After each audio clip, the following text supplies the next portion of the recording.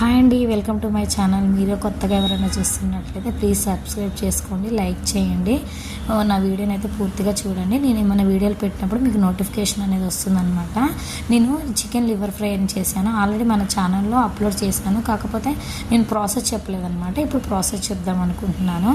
మనకు అన్ని నాన్ వెజ్లలో ఎక్కువ కౌసు వాసన వచ్చేదంటే ఈ లివర్ వస్తుందన్నమాట, చికెన్ లివరు.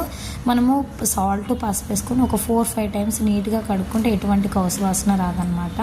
ఇంకా ప్రాసెస్లోకి వెళ్ళిపోదాము. కర్రీకి సరిపడినంత ఆయిల్ వేసేసుకొని, ఎక్కువగానే పడుతుంది ఇది.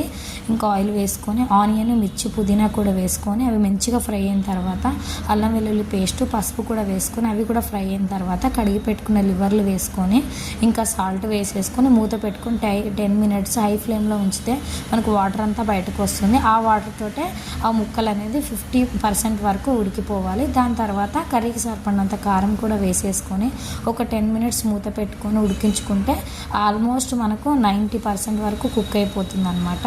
దాని తర్వాత మళ్ళీ ఒకసారి మూత తీసుకొని కలిపేసుకొని గరం మసాలా, ధనియాల పొడి కూడా వేసుకొని మొత్తం ఒకసారి కలుపుకొని ఒక 5 మినిట్స్ మూత పెట్టుకుంటే ఇంకా మనకు పూర్తిగా ఉడికిపోయినట్లే.